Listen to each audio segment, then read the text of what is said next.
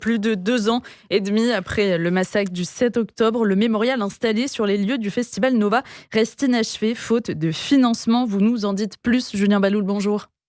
Oui, bonjour. C'est le cas, et il faut comprendre que déjà de base, c'était une initiative privée, c'est-à-dire qu'il n'y a pas vraiment un mémorial qui a été installé par l'État. De manière générale, on en a parlé récemment, toute la question de la mémoire des lieux du 7 octobre est une question très compliquée. Donc sur le lieu du festival à Reim, c'est devenu l'un des lieux aujourd'hui les plus visités. Derrière ce lieu qui est magnifique, il y a un homme qui s'appelle Amir Khodorov. C'est un ancien pilote de chasse de l'armée israélienne. Il est devenu artiste. Il a tout plaqué pour s'installer dans le Negev après le massacre. Et il a dit, écoutez, les victimes de Nova, ce sont pas des soldats, c'est pas des membres d'un kibboutz, c'est pas les membres d'une ville. Il faut qu'on les unisse tous dans un mémorial. Et il a investi de sa poche 4,5 millions de shekels pour installer ce mémorial. Il est soutenu par les familles de plusieurs victimes. Il y a eu des dons qui ont couvert certains coûts. Il y a un artiste, un des pères qui fait lui-même bénévolement, qui dessine des photos, dessine des parties du mémorial évidemment. Mais aujourd'hui, il manque de l'argent pour terminer, notamment pour ériger des pierres, planter des arbres, mettre des coins d'ombre, enfin toutes sortes de choses.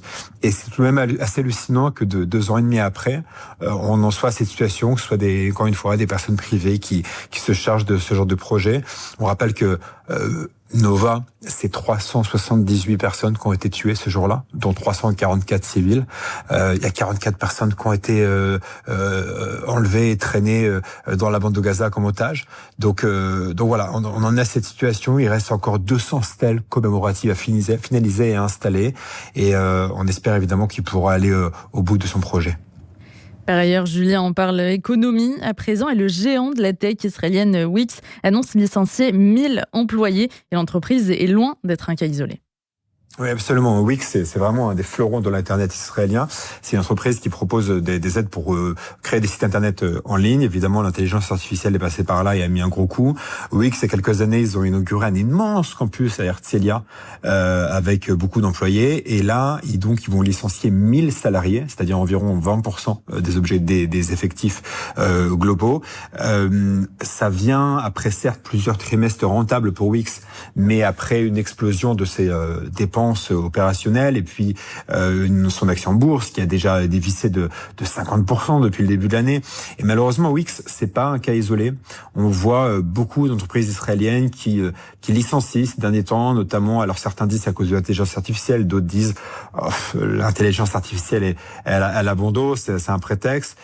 Mais bon, là, j'ai la liste des entreprises sous mes yeux qui ont licencié ces derniers temps et la liste est longue, mais il y a aussi des gens d'entreprises comme Meta, c'est-à-dire Facebook et Instagram qui a licencié également en Israël.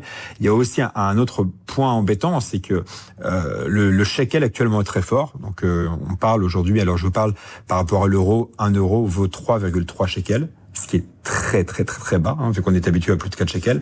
Le shekel, le dollar, c'est encore plus effondré, parce qu'on parle aujourd'hui de 2 et quelques, 2,8. C'est vraiment, il est à 2,84 aujourd'hui, alors qu'il était au-dessus des 3 pendant des années. Il était même à 4 en octobre 2023. Et du coup, les recettes de ces entreprises se font en dollars, les coûts locaux se font en shekels. Et le compte n'y est pas, vous avez compris, parce que les employés coûtent du coup de plus en plus cher. Et voilà, et le résultat, c'est des licenciements. Donc on espère évidemment que ceci va se tasser avec le temps, mais c'est une situation qu'il faut évidemment suivre de près.